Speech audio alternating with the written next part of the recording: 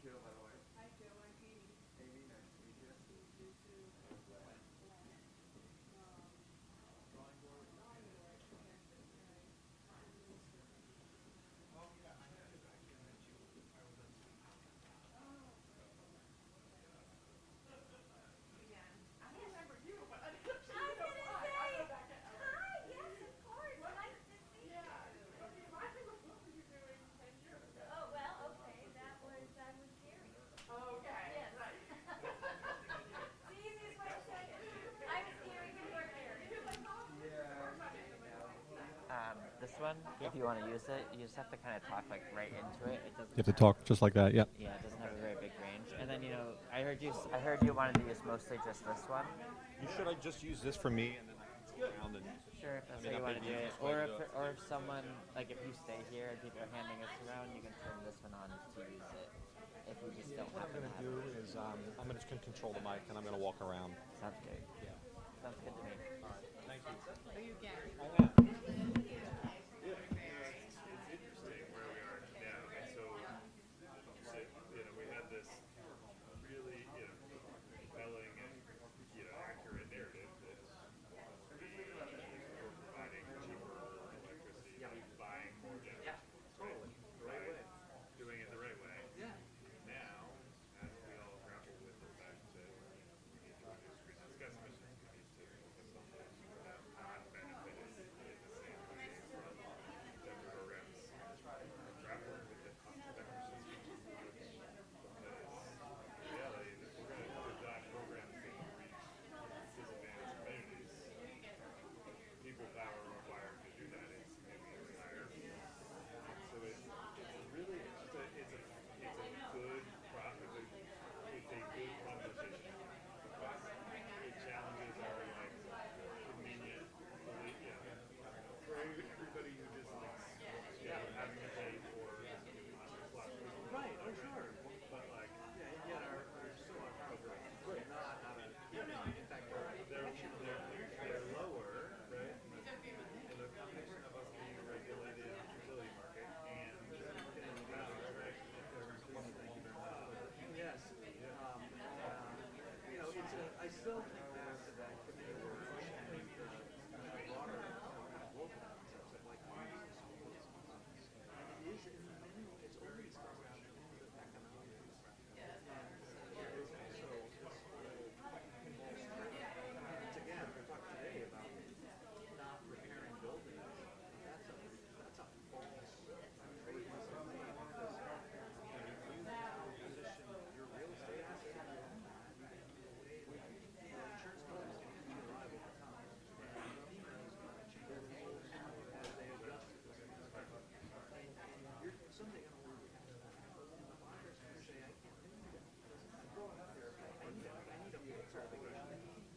And how, so yeah, so you're marketing. Yeah, how do you sort of sort those out? Nice to see you. Good to see you too.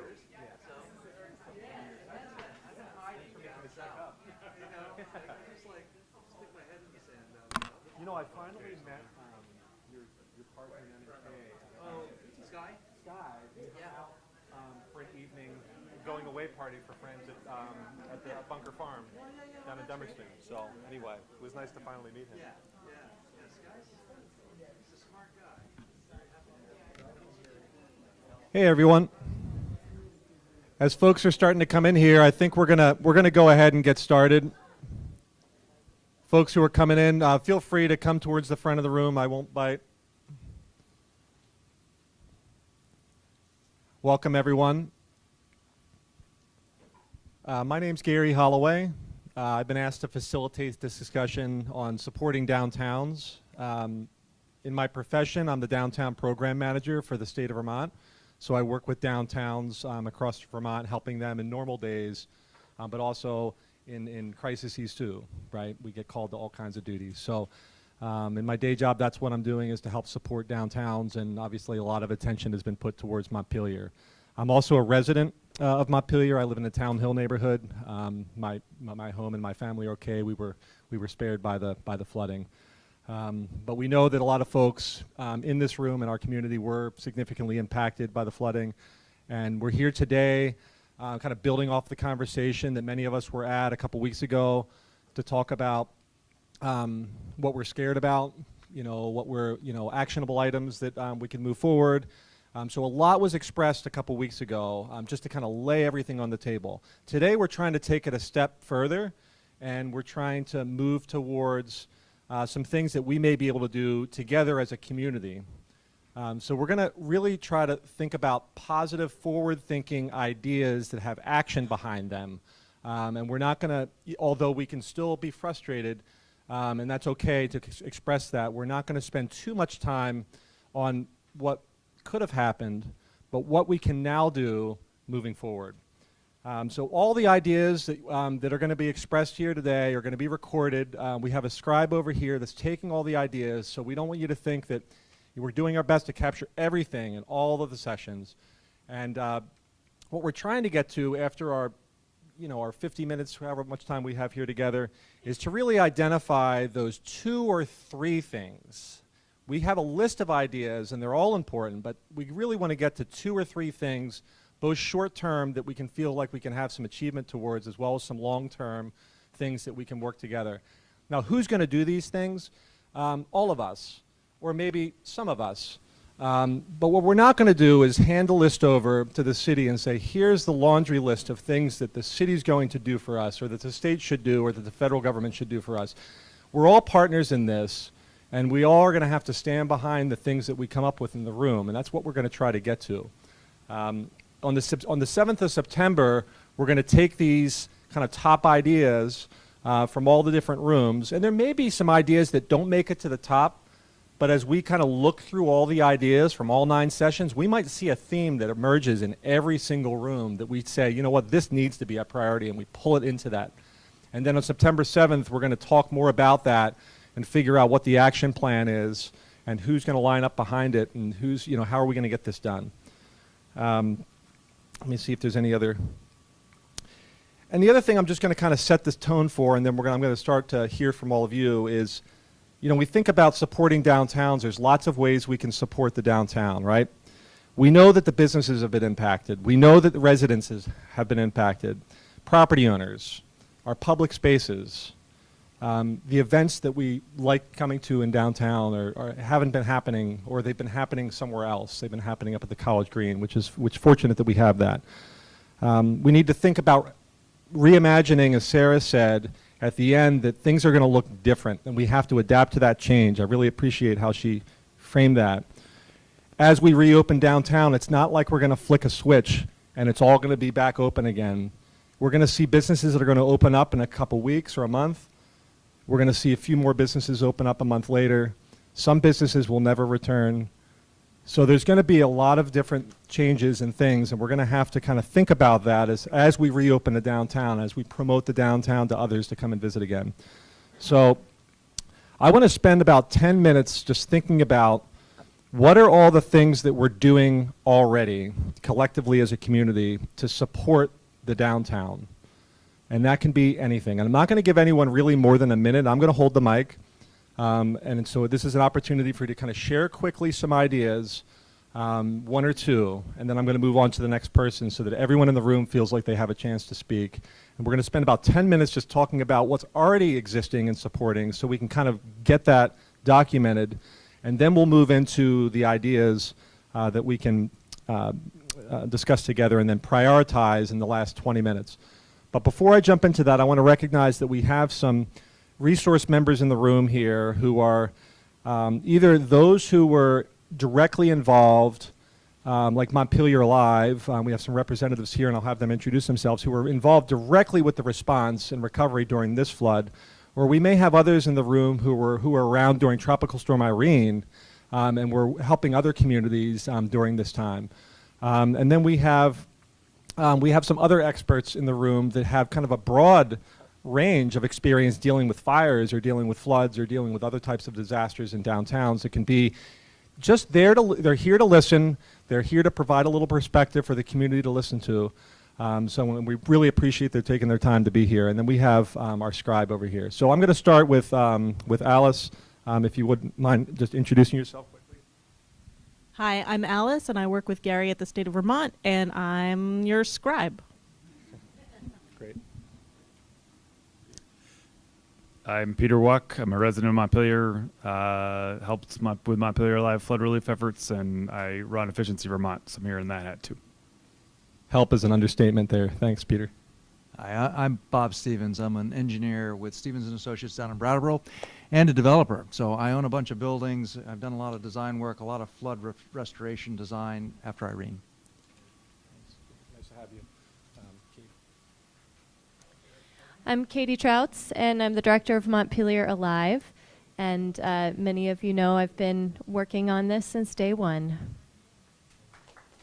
Thank you, Katie. Hi, everyone. I'm Leanne Tingay. I was Gary before Gary. And was around for, I know, it's so weird. I was around for the recovery during Irene. Right now, I'm a senior program associate with the Orton Family Foundation's Community Heart and Soul. And I have other resource members in the back here, right? And if I forget anyone who is not listed on the resource team, please help me. Oh. I know, but you got Here, go ahead. Oh, okay. Yeah, you sorry. Hi, I'm Rebecca Ellis. I'm the state director for Senator Peter Welch. Sorry about that. I was also the chair of the Waterbury Select Board and one of the 2 state reps during Tropical Storm Irene, and I led Waterbury's long-term community planning process, which was about a 9-month effort, somewhat similar to this, and took about 5-10 years to complete.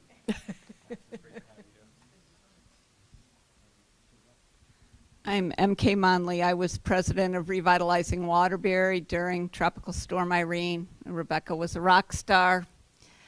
Yeah. I'm Lee Schlegel. I helped Rebecca and MK during Tropical Storm Irene, and I am the vice chair of our long-term recovery committee this time around in Waterbury.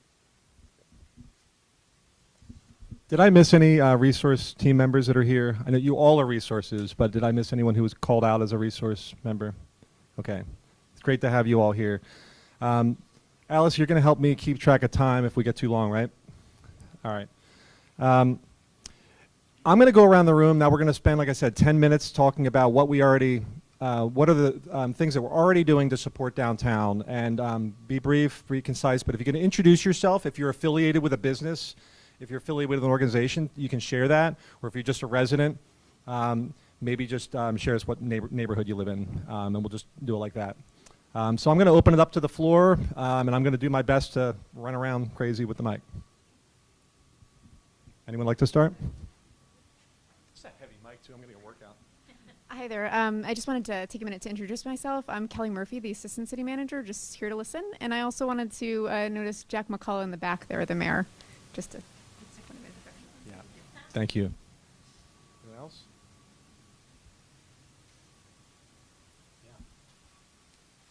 I'm Ann Cummings. I'm one of your state senators. I live in Montpelier, and I was the mayor during the '92 flood and the recovery efforts.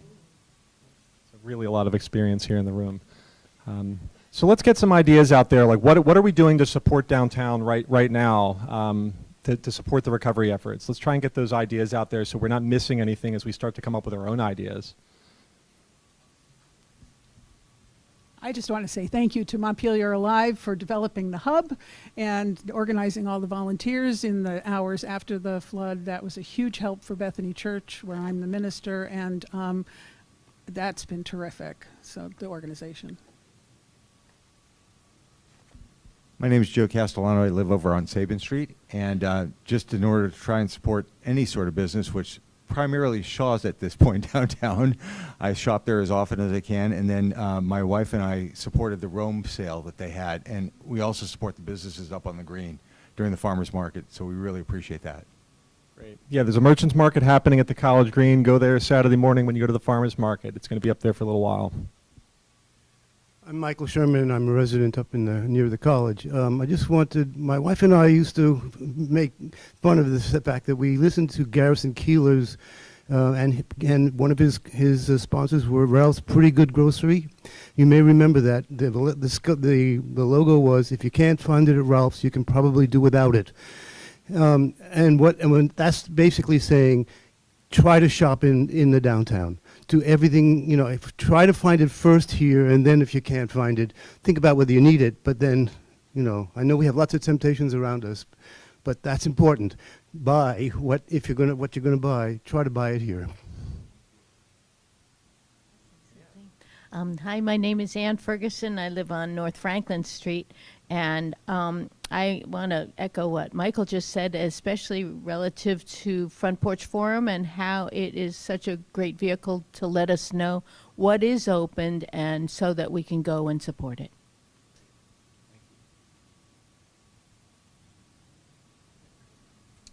I'm Eric Gilbertson. I used to work for the state and I work for the Preservation Trust of Vermont, and we try to help in planning downtown. I know we've got assessments going on in 3 of the churches. Thanks, Eric, for your work. Nice to see you. It's been a while. I'm Glenn Hutchison. I work at the drawing board, and I'm one of the owners at the front. And I guess I would say, as far as what's happening now, I think that it's worth noting that the businesses are helping each other in interesting ways.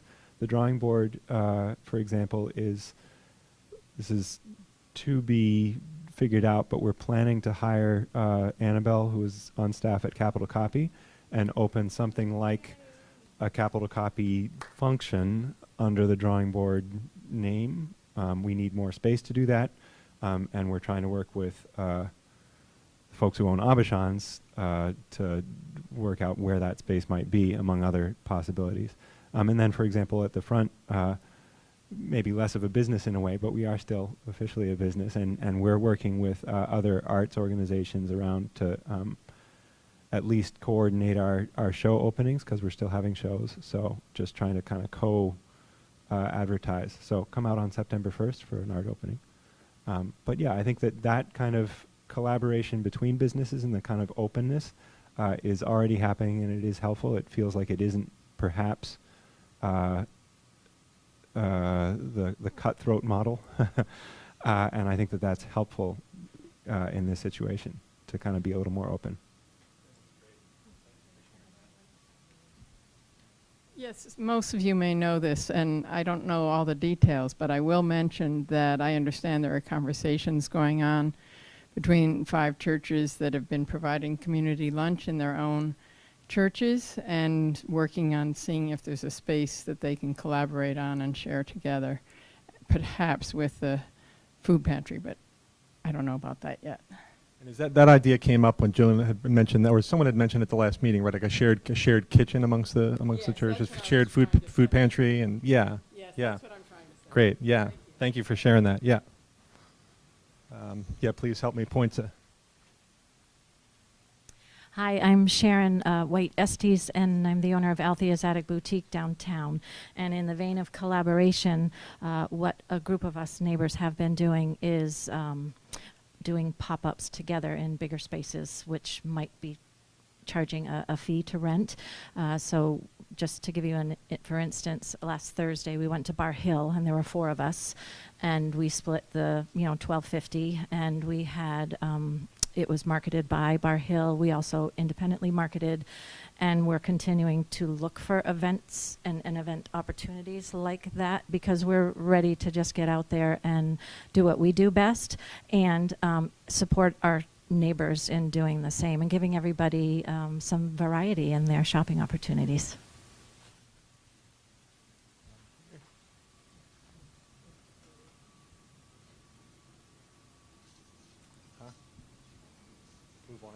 Sorry to make you walk across the room, Gary. I just wanted to highlight there are some resources that the State Emergency Board identified that can help residents with heating, hot water, and other appliance needs, as well as we've identified some resources through Resiliency Vermont to support businesses with some of their appliance and equipment needs. It's not going to be sufficient for anybody, but it is something to help, and those details of that program will be announced on the Tuesday after Labor Day, as we've had to do a lot of work to get those ready to go to be able to access by folks. But they'll be retroactive back to the day of the flood. So if you bought equipment, you can access this.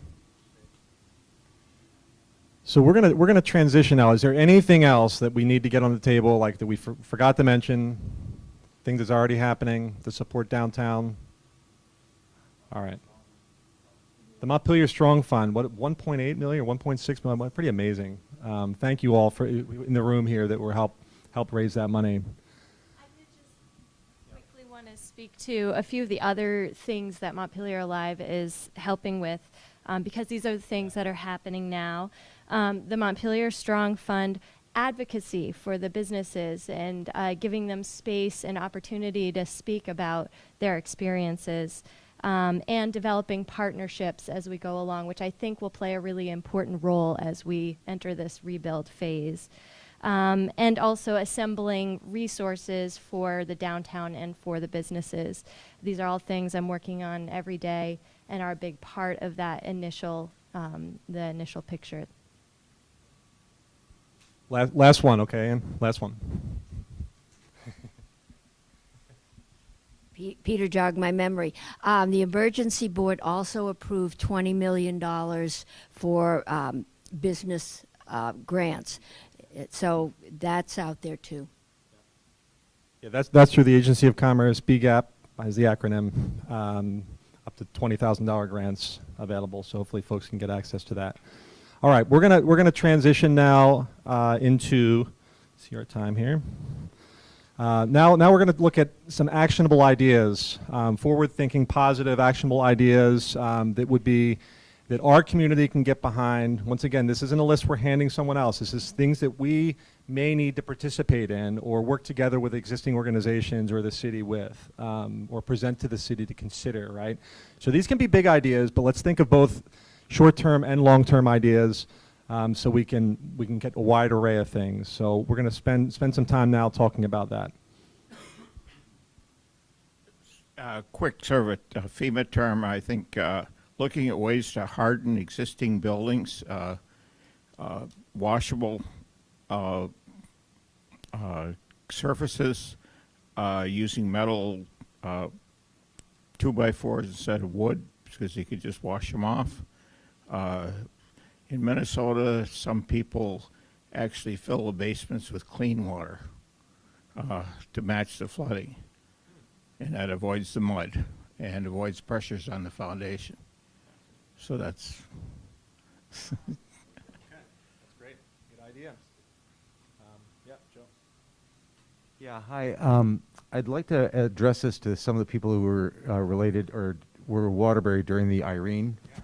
Because obviously they have some firsthand experience on what they did to recover, and I think that would be helpful as far as insight to make our downtown more resilient. Waterbury team can think about that as we're going around if you want to chime in now or in a minute. Other folks? Hi, my name is Mark. I do not live here, but I'm a professional consultant looking at this, observing it. I'm a designer, an architect, and urban designer. At any rate, I do like what was mentioned about some of the merchants gathering and doing pop-ups. I would highly encourage as much of the community as can is to enliven the street, maybe on a programmed basis for as long as the weather holds out and as long as you can be resilient to that, to get people on the street doing business and commerce for convenience and for entertainment until things start to stabilize. So I don't know who would be the leader of that in this community, if it's the Chamber of Commerce or if it's the Live Group or whatnot, but I think Feet on the Street will help nurture resilience. It'll help nurture kind of a sense of ownership again, a regaining a sense of downtown. And again, I would encourage something like that to happen as en masse and programmatically as you can. I think you really would enjoy it as a community. I'll come and buy some stuff too. Thanks. Well, I was working at the Vermont Historical Society when we had the big ice flow. And one of the things that we had all of our collections in the basement of the pavilion. We were lucky that the legislature was in session and they made a fire gang and we recovered everything out of the. But the important thing that I want to get at is that many of the losses, many of the businesses are in their inventory, which is stored in the basement. And one of the things I've been thinking about, is there a way for the city to get involved in the construction of or the renovation of buildings so that there can be a common above floodplain storage area that all the merchants can use so that they don't have to store things in their basements and suffer that loss every time there's a flood?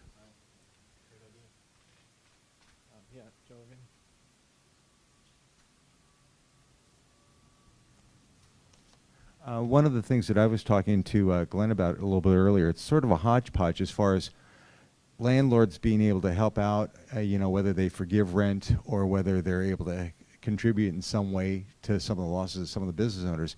And I'm wondering if maybe we can have some sort of community organization to reach out to all the landlords downtown and figure out how we might have a more cohesive system rather than a piecemeal. And the other thing is I would encourage us to explore grants, because a lot of the business owners I've talked to have said that they are not interested in having another small business loan. I mean, their margins are slim enough as it is, and to encourage them to come back, they need to have grants.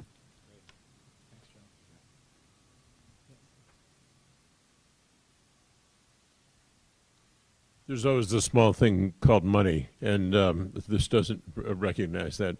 But there are many towns who have built different kinds of streetscapes that are intentionally above the level, and I was struck by the person who was talking about Artisan's Hand and how they sort of watched the water all around them, and that building was built after the standards were put in place. I don't know what it would take to, what kinds of massive infusion of money to rebuild the cityscape, but if we want Montpelier in proximity to rivers, it seems to me that has to be part of the long-term plan.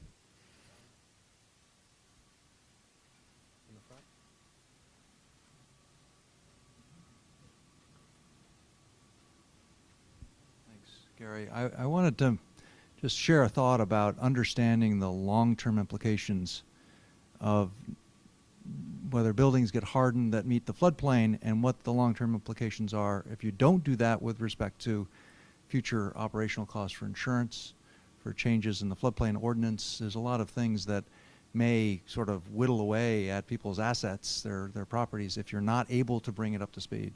So there's a broader understanding of the implications of this. Yeah.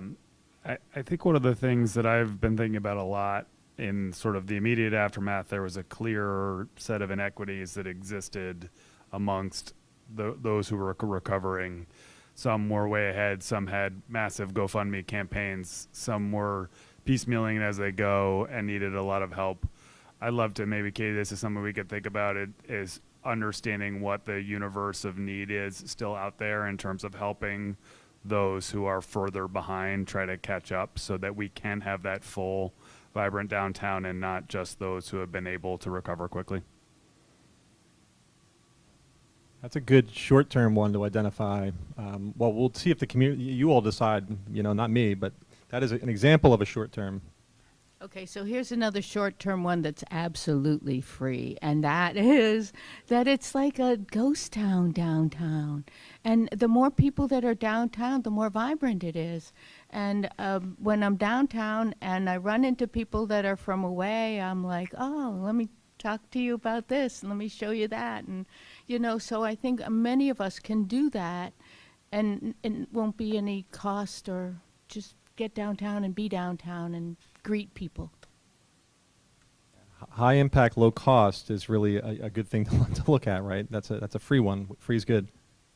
Oh, I didn't, but Sarah DeFelice in the last one said, let's have a flower bomb downtown.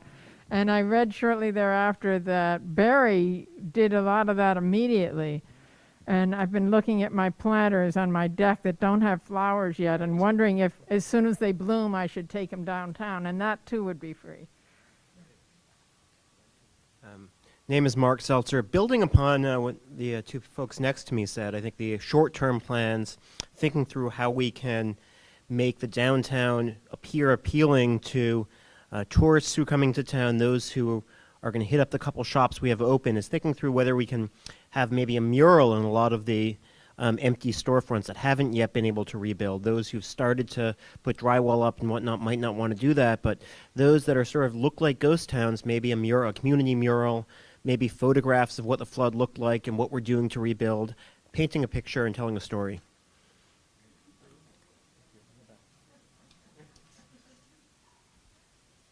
Hi, I'm MK from Waterbury, and in addition to being president of Revitalizing Waterbury, I was the art teacher at the primary school. And art is going to be important to the healing process of y'all. And one of the things we did was we put together an After Irene Floodgates art project that actually opened a year after Irene, and we went around a group of artists in town and had kits together and, you know, just asked people to express yourself. What's your reaction to the flood? And then we put together this amazing art show that people would come in and just burst into tears looking at it. And it was a part of the healing. But I also like the idea of like bringing people back downtown. Like I come to Montpelier to shop. I love Montpelier, you know. It like breaks my heart. And yeah, I want to be here. I want to come where you're at Bar Hill, and I don't want you to have to pay Bar Hill to be there. I want to go down this, let's put flowers in the street. Let's have a block party, you know. Can they hose off the streets and bring in a band and, you know. To build on that, right, so I'm Liz Schlegel. In my day job, I work for The Alchemist, which was famously flooded in Irene. And so John and Jen Kimmick hosted Oktoberfest, right, like 2 months after. And so we had a giant street party. It is important to have parties. It is important to do things that really bring people together. As I say, give people, have reasons to stroll, right? You can still put together a scavenger hunt, you know, that things that people can look for, whether they, you know, are able to do lots of things. The piece that's really important to hold on to is how much you love your downtown, how much you love this community, how much people love being here, saying it again and again in every way possible. You know, and I don't want to be like Debbie Downer. It takes a long time. It's a multi-year process, right? As Rebecca said, right? We had a 9-month visioning process. We sent love letters to the state employees who were missing, right? They were up at IBM in Essex. We brought them Valentine's. We brought them Halloween candy. We went again and again and again. So they knew how much we wanted them back and how much we missed their business and how much we missed their presence. And we did that with, you know, the same way, you know, supporting restaurant staff, supporting people who are not here. Those are things that you can do, and keep reminding people that, you know, we love you and we want to see you here. Thank you. You and then you. I'll just pick up on one of the things that Anne said. Dublin apparently has some kind of arrangement where you meet a Dubliner and you sign up and they take you to a coffee shop or something like that, and you have for a few hours a conversation in which that person says, well, you should be sure to see this and that and so on. And a friend of mine did that, and he has been in contact with that person for years now. So it really creates a bond. It also creates a kind of you know, travel agency thing. But you could do it with little vouchers for the places where they can get food and have an informal conversation.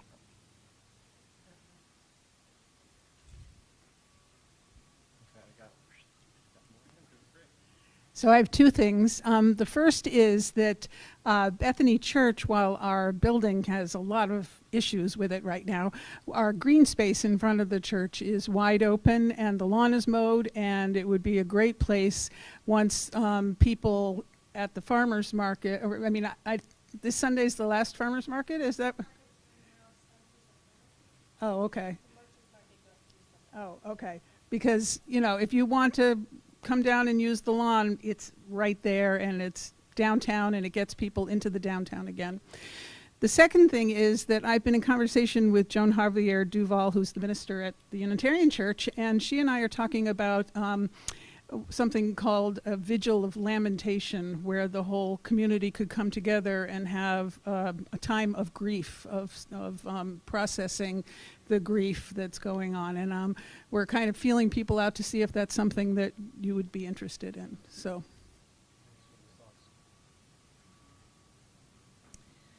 I'm mostly here to listen to the ideas in the room, but I did want to mention, just to put on your radar, in terms of cleanup, August 26th, this Saturday, is officially a Green Up Day. We will have tables at VCFA and at the Volunteer Hub to pick up bags and gloves, and we really realize that it's important to have our streets looking nice, especially for the upcoming tourist season, so everyone doing a little more in that way. And also, I have been meeting with Vermont Tourism, and I plan to meet next week with the Arts Council, because these ideas that you're talking about, you're not alone in thinking that, and I would love to hear more of those artistic-based ideas and find some partners in making some things happen. We have a wonderful public arts commission with the city of Montpelier, and I think this would be a great opportunity to also talk to them. There is an Abenaki mural and a grand opening, I think, coming up, and I forget the date, but there will be things happening, and it's never enough, so keep the ideas coming.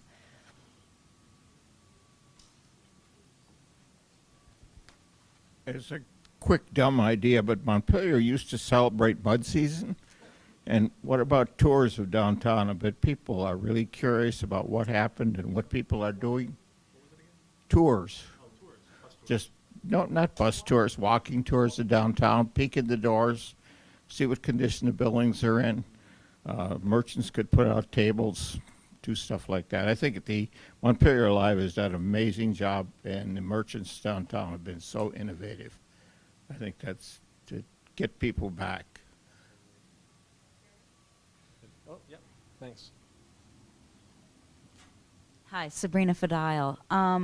So I had written in my notes, empty storefronts, boards, murals, and Katie will tell you I come up with public art idea projects all the time.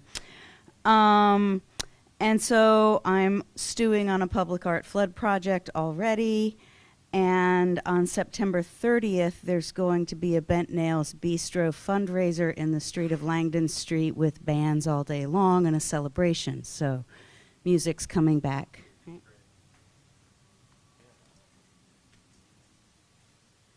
We were talking with the chief of police, and I understand that they are going to be doing washing of the sidewalks, and then after that, they're going to sweep the streets.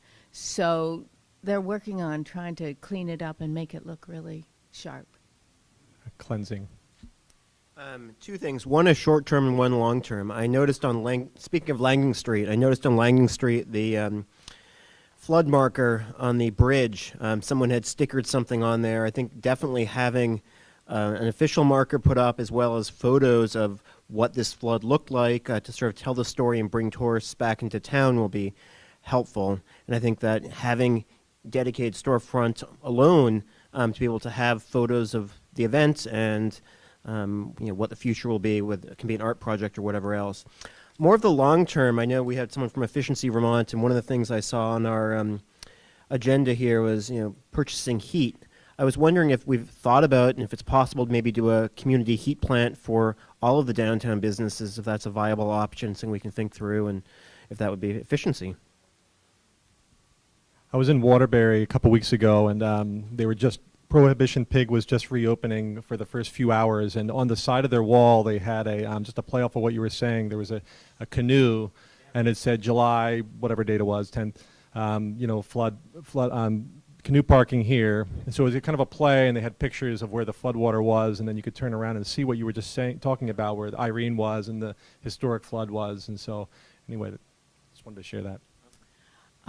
So there was a question about what did Waterbury do after Tropical Storm Irene. It's so complex. I don't think I want to list all of the projects that happened, but I do want to emphasize that we went through a process similar to this. It was about a 9-month process. We went through a lot of ideas. We came up with about 21 ideas. I was just looking at the list of ideas right now and kind of laughing at some of them.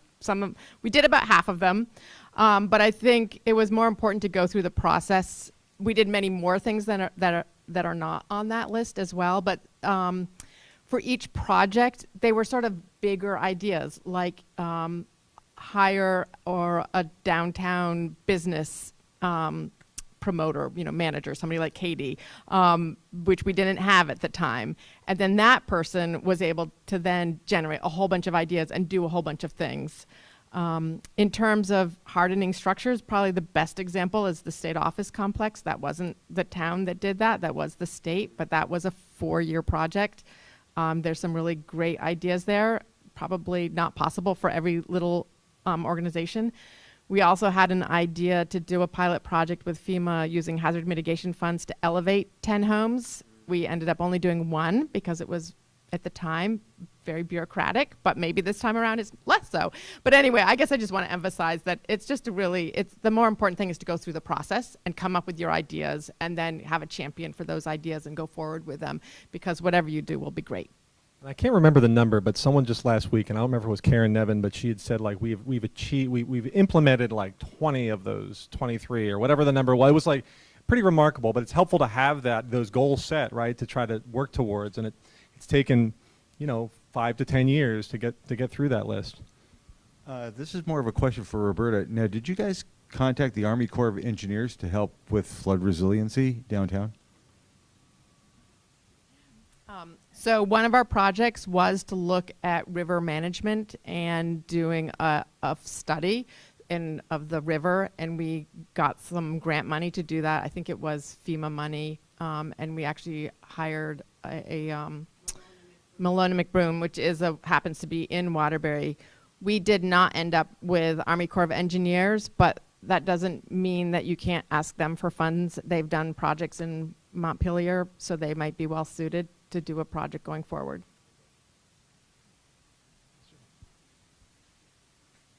This is kind of a detailed building on some of the things that have been said, but maybe the city council or the police department or something might consider, when you get more activity in the street, whether it's a carnival or an evening, or maybe it's a program thing, particularly in tourist season, maybe there can be in as much as indoor spaces may not be available, that you have a limited block or so of an open liquor license where people can walk around with a beer, go between, vendors or who represent the business owners there, and have a little night of activity, but it's in a very controlled, managed way. But again, to get more people moving around in the downtown, entertaining themselves, basically. Thanks.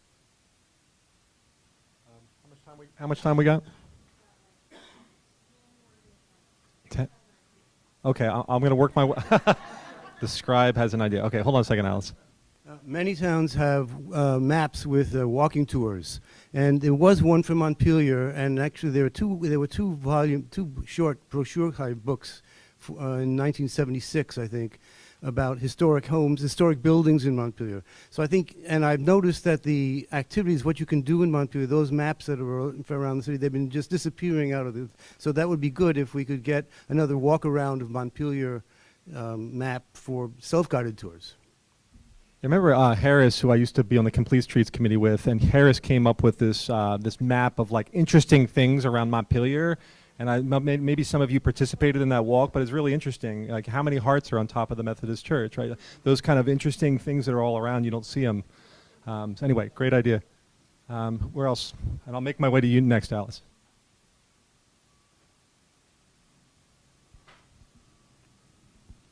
Well, as we all know, fall is coming pretty quickly, and I like the idea somebody had mentioned earlier about an Oktoberfest. And I'm thinking that with Montpelier Alive, maybe we do some sort of promotion like an Oktoberfest and maybe some sort of art installation downtown. And if you send something out to like the Boston Globe, Christopher Mother, who's the travel guy, or you can get a mention in there, maybe, help start drawing some people downtown or drawing people back to Montpelier. Come up to Alice here. So my question was about platforms that allow people to do community-supported, you would know what this is called, community-supported, not fundraising, but like investing in small businesses, enterprises, and if that would be something that, I don't know if Montpelier Alive would be involved in that, or if there was some platform that could be promoted to businesses to use as a way for people in Montpelier to invest in the small businesses directly. So community-supported enterprises, and there's a lot of models of that around the state. I was just thinking about the church example of like shared kitchen, right? That's kind of in a way, a form of a community-supported enterprise, so that you can provide prepared foods for the community. I just like to echo what Rebecca Ellis just said. We've had a lot of conversation around elevating the downtown, moving it up to the college, all the things that could happen. We need to understand what we might need to do. Obviously, there are a lot of unknowns in the face of climate change about what the next 1,000-year storm looks like, because it's going to happen within the next 10 years. It's not going to be 1,000 years from now. So the question is, we need to understand what that looks like, and it's an interaction with the Riverine group to understand what the sort of natural pieces to that effort are to manage our interactions with the river. Right? It's not about having the river be less dangerous. It's about recognizing that we need to live in harmony with that river. And so, or those rivers. So I would love to see that study occur, and I going after that funding to make sure that we understand if we need to build up higher, what would that need to look like, what options there are that are out there. And frankly, it starts to interact with a lot of the questions and concerns that came up around the Wrightsville Reservoir Dam and what would happen if the spillway overtopped. So I'd love to see some work put there so we have concrete answers to plan for, rather than we should do this based on what we all surmise the solution to be. And I think what's great is Montpelier has a lot of really smart people, and some people that probably study this like as their profession. I think Jamie Ray mentioned at the last meeting that there's people who are studying at Dartmouth and at Middlebury College and at UVM that are experts on this. So like bringing those resource teams together to discuss that and share ideas. I think FEMA needs to do a hydrological study of the whole basin, thinking about keeping the water out of Montpelier.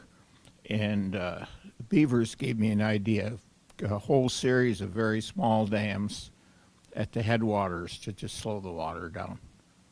But that all needs to be done as a result of a hydrological study of where the water's coming from, how it's getting here, how it can be slowed down. And I think there's so many ideas here tonight, but I think that generally Americans like to look at one big solution. I think this is going to be hundreds of small ones, whether it's hardening buildings, slowing the water down, controlling the buildings, what goes in, what happens to the buildings. I have another sort of short-term idea, and that is that Central Vermont is rich with musical talent, and the idea of what Amy mentioned about her lawn being available for maybe a tent where there could be some musicians at, and different places around town, so that when we do have the tourists come for the foliage season, there could be some different music going on around town. Building on what the gentleman in the orange shirt said, I think we need to showcase our climate adaptation strategies. Rather than just doing them, we should make it very apparent, and we should have signage that indicates this is what we did, this is why we did it, and as well as the man in the checkered shirt earlier, maybe we can have translucent drywall in some areas where we're able to indicate this is why we put this metal 2x4 in, as he talked about earlier, to really show others who are going through this in the future, this is why we did this, and this will help because.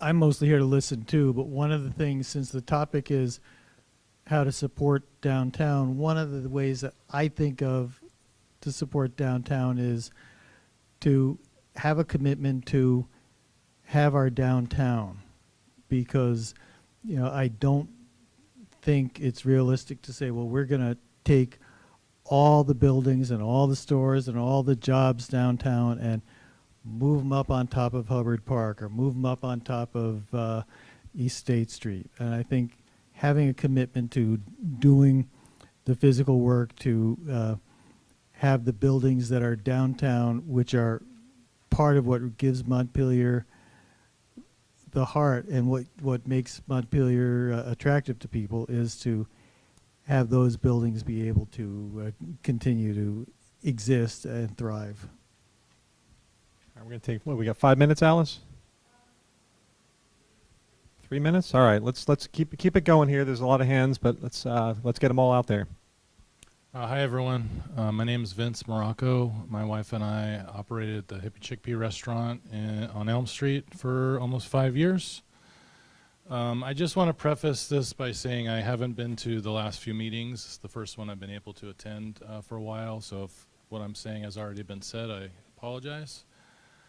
I just wanted to follow this gentleman's comments. You know, we are committed to doing something positive for our community because we love our living here and we're raising our children here. It's been pretty tough, obviously, the last few weeks, and we still don't know what we can do. For us to build a business downtown again in that space off of loans is not a viable option for us. So my comment is to this group and to this gathering is kind of, I've been known to have random ideas, but just to share them, you know, I'm not a political person, but I think we do need to advocate and change laws, because to have FEMA not support businesses the way they're supporting residences, I think is just crazy to me, and that needs to change. And it's hard to understand how this is the capital city of our state, and we are still in this position we are in when we are sending hundreds of billions of dollars to other countries. I just don't understand how that makes any sense. So we are committed to bringing something back to the community. We just don't know what we can do yet, and it has to make sense. I will continue to share ideas as I can think of them, but I am open to anyone sharing some with us, because we do not know what we should be doing right now. Well, we're really glad that you're here and expressing, you know, from the business community, you know, your feelings, because I mean that's a big task, right? To kind of change policy. You know, maybe that's what's needed, right? Is to kind of look at how to better support our local businesses. So thanks for sharing that. Okay, these are going to be probably the last couple here. We're going to have to move on. Yes. I don't know if this is already happening, but I think it would be really good to have some resource, perhaps through Montpelier Alive, et cetera, a database, particularly for any downtown businesses, to share what they're doing that is forward-looking, like Yellow Mustard's metal corrugated walls are brilliant, and there are just a lot of other ideas around town I imagine could be shared that are valuable, and maybe they are. Yeah, and I think right on that, and on Vince's comment earlier, I think that it was wonderful and brilliant to see the volunteer hub earlier, and how helpful and open that was, that if you needed help, you went there and people knew you needed help and people came and helped. I think that some of the businesses will be kind of on the knife edge of trying to figure out whether they can come back into business or not, or how to do it for some months at least. And I think that it might be worthwhile just having something like a public schedule or an internal schedule for Montpelier Live or other organizations to reach out to businesses and say, okay, you know, we're 4 months out. What do you need? Where are you? Like, it may not be possible to help those businesses all the time, but at least not to let folks kind of go out of business because people have stopped paying attention. Kind of check back in on a schedule, I think. So we're gonna have to move on, but I'm gonna let Peter have. We'll make sure before we close this we don't have anything that we're missing here, but we have to prioritize. Okay. Sorry, I just wanted to echo what Jack said. This is we can't lose in all of this that the most important tool we have to fight climate change is a livable, walkable community like Montpelier. To shop local, to buy local, to walk, to be able to have work and places to live in a concentrated area is our best tool. And so we can't lose that as part of the process. So as long as we can keep that at the forefront, I think we will be okay. Okay, so we're going to thank you all. Wow, we got a lot of ideas out there. This is going to be a challenge for us as a group to figure out how we're going to prioritize this down to 2 or 3. I think there's some themes that Alice is going to help me in a minute here. She's finishes typing, but we're trying to figure out some themes that we heard here that we can then kind of report back to the larger group so they hear kind of what the priorities are coming out of this group. We're not forgetting about anything that was said here. All of these are being recorded and may spin off on their own, but we do want to try to kind of get to some kind of consensus or a majority vote to kind of say these are the ones we're going to elevate that we think we can get behind to make happen. So that's what we're going to attempt to do right now, which, you know, when I've done these processes before, there's often a lot of pieces of paper behind me and there's dots and stuff that you can stick on the wall. And I don't have, you know, we're in the State House and we can't put anything on the walls and there's no dots. And so we're gonna do the best we can here to kind of by show of hands kind of thing on how we can advance you know, some of the priorities on our list to kind of speak to the larger group and maybe move forward as we meet again September 7th. So Alice is going to help kind of call out what we just heard, and we're going to read them out. We have about 19 minutes to do this, and if let's see how we can do it. So I'm not going to read back all of the ideas because that's many ideas. I'm just trying to kind of group them into actionable items. So here's what and then we will kind of prioritize those. So let me go through them first, what I have, and people tell me if I'm missing something big. So I have some kind of major public art project, temporary or we didn't go into that. Some kind of large event like an Oktoberfest or flower bombing or something downtown. Hydrological studies as to what the river will do and how to react to that. Investment in the community through either micro-investment, shopping downtown, helping visitors navigate downtown. Some kind of shared storage area for businesses. Other shared business resources like information sharing among businesses as to what they're doing. Storytelling via murals, photos, or other means in the downtown. That's all I've got so far. Are there other ones that we just totally, I mean, we recorded a lot of things, so I want to hear, let's make sure we get all the priorities kind of identified so we can start to determine which ones we're going to prioritize. I wonder if it might be possible to divide the actionable ideas into short-term ideas and long-term ideas, because there's some real need, I feel, for some of these short-term ideas. And then we can put that aside and think about 1 or 2 long-term ideas. Okay, how's the group think? Do you think we maybe let's look at the short-term ideas and we'll identify a couple priorities there, and then we'll look at the long-term and we'll identify a couple there? That's a good suggestion, I think. Does the group feel like that's a good idea? Okay, you want to add to that? Well, I was going to say in all those ideas, I was hearing, and I know I said one of them, but I heard a lot of people say is create program activities that get people on the street, whether it's retail or food, entertainment, regularly, not just, I mean, the Oktoberfest is a great idea, but regularly, programmatically, 2 days a week, 3 days a week. Do and I'll say this, do what's it called in London, Portobello Street Market. All the vendors just come outside for a day, right? And that's one of the most wonderful places in London to go. If you've never been there, it's incredible. And the retailers are coming outside. They're not in their shops, and all the people are on the street on Saturdays. It's incredible. I mean, you could do that programmatically here. But I was hearing a theme like that. I was kind of programmed outdoor activities for the foreseeable future, as long as you can tolerate the weather. Okay, we got that. Okay, all right. So once again, we just have a little bit of time here, and we're gonna. What are we missing, Katie, or or a suggestion on how we can group this?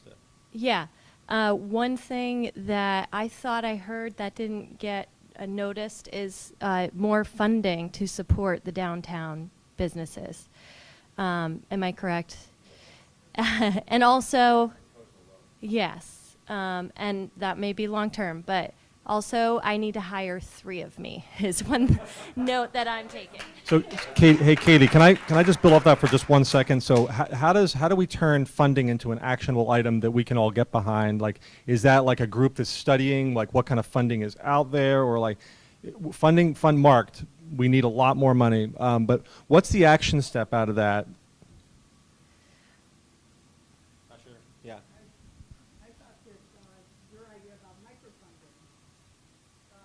Community supported enterprises, microfunding. Okay.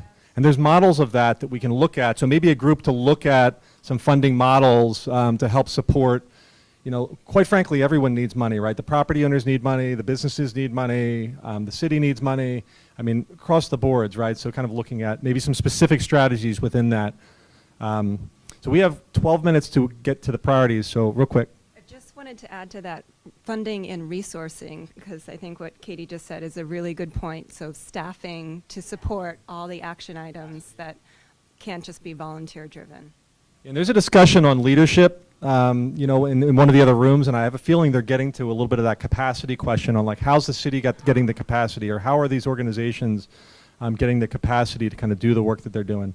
So I'm gonna keep us on track here and try to, have you identified any other themes here, or are we ready to kind of, are we missing anything from what Alice called out, from what a couple other ones that were added in there in terms of grouping the promotions, events, ongoing, one time, kind of that can be maybe one bucket of kind of marketing the downtown, promoting the downtown, it's back open. Anything that we missed before we start to go into kind of show of hands on where we want to pick our 2 or 3, and maybe we'll look at the short term first, and then we'll look at the longer term next. Mitigation, so building hardening or flood mitigation strategies. Okay, so mitigation of buildings. And I know one of the topics, and it's okay for us to identify here, was kind of like looking upstream and thinking about what we can do in the river corridors. I know there's a whole group focused on that, so we can mark that as like the group said that's important, and we'll make note of that and share that with the other groups, but I have a feeling like that's going to be covered, right? But the buildings in downtown and the hardening is specific to how we can support downtown, and so that's a good one to mark. Anything else, Alice? All right. So let's go to let's go to ones that you can see that would be identified as short term, and I think unless someone has a better way of doing this, we can just do the old-fashioned show of hands, but maybe we do, like, if you think this is the best idea, raise your hand, and save your hand for what you think is the best idea. So we're going to read all the short term, and only raise your hand if you think it's the best one. They're all good ideas, but which one's your favorite? Quick question. Okay, real quick. This has to do with the fact that I really like what you said about needing the staffing, because that's what is needed. But we also had hundreds and hundreds of people that want to volunteer. And so the hub was phenomenal for that, specific time frame.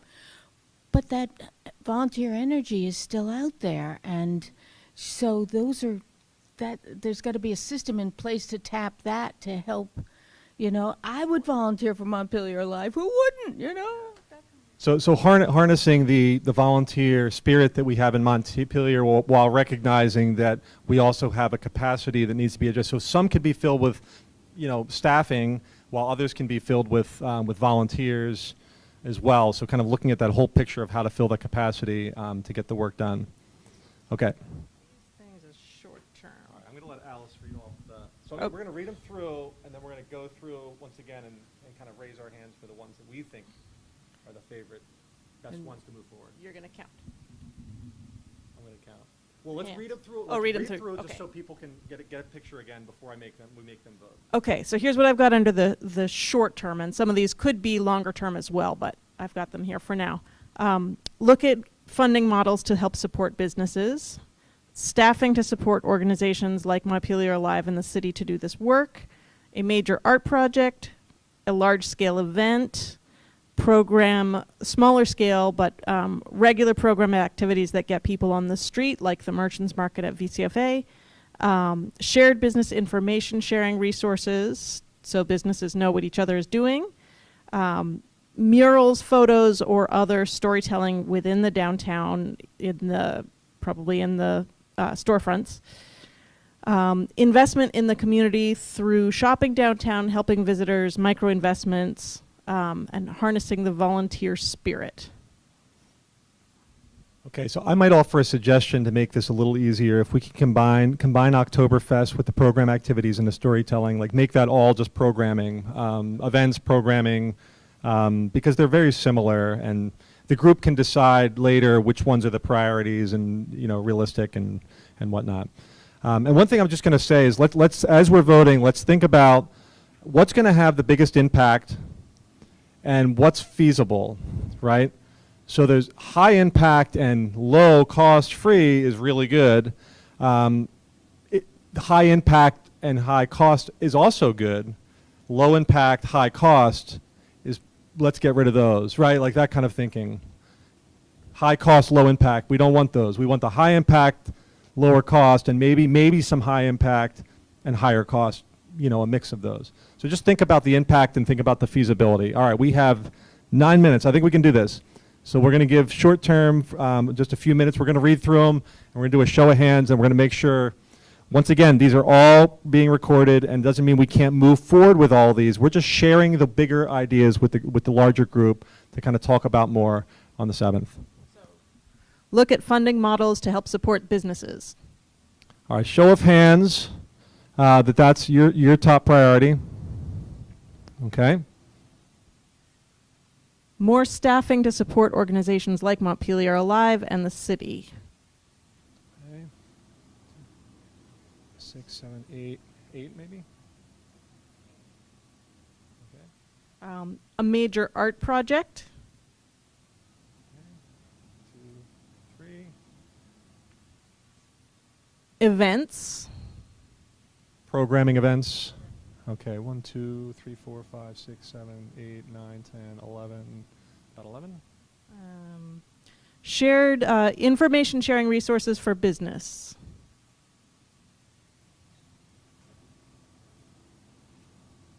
I have a feeling we're going to do that one. I think we're going to do that one. Investment through micro-investment, shopping, and helping visitors. 1, 2. Okay. Harnessing volunteer spirit, I think we're going to do anyway. But. Harnessing volunteer spirit.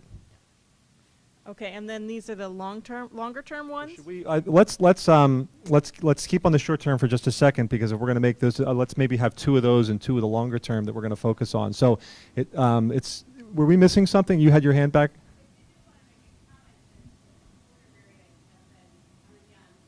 We created a sub-organization of Revitalizing Waterbury to lead our rebuilding process and hired 3 staff. Like Katie cannot do this. She can do everything on that list if you give her the people to do it. Yeah. So I would Duly noted that you have $1.6 million, like the money is there to pay the people to do the things to bring more money into the community. Yeah. And your volunteers need a coordinator. Yeah. They need someone who can say, this organization needs this, we need 3 people. It can't be one person trying to figure out where all the volunteers go. All right, so we're going to... Justin, I've used Waterbury as an example over the last month a lot, and so we're going to lean on you all for kind of that structure.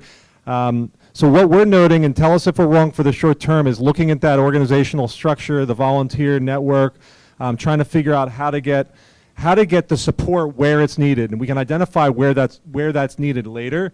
But we're going to mark that as a high priority. Okay, short term to long term, right? Short and long term kind of priority, kind of fits both. And then the other one that was at the top is organizing events, promotions, and marketing. Did we hit the mark on the short term, you think? Okay. Paul will get pissed at me if we're not back in like 5 minutes. So we're gonna try to do the long term here in 5 minutes. I think we can do it.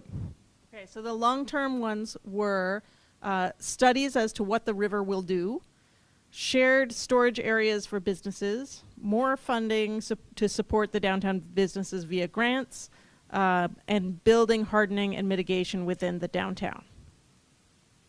Did we miss any of the longer term? Yeah. I think elevating is part of that too. Okay, so just looking at the structure, like maybe both, it's a combination of various things here: elevation, hardening, kind of looking at kind of the, I don't know.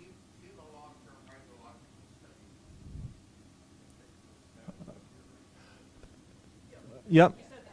Okay, great. And once again, I will note that I think city infrastructure, this will probably come up in some of the city infrastructure as well, but it's good for us to kind of prioritize what we think is most important here as well, because it may be a high priority in a couple different groups. All right, let's go through the list here. So hydrological studies as to what the river will do in the future. Okay, 1, 2, 3, 4, 5. Okay, 5 or 6. Shared storage for businesses. 1, 2, 3, 4. More grant funding for the downtown.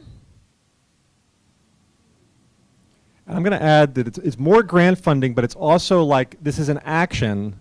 So more grant funding isn't an action. The action is looking into ways for more funding to get to where it needs to go to businesses, right? To support. Advocating. Okay.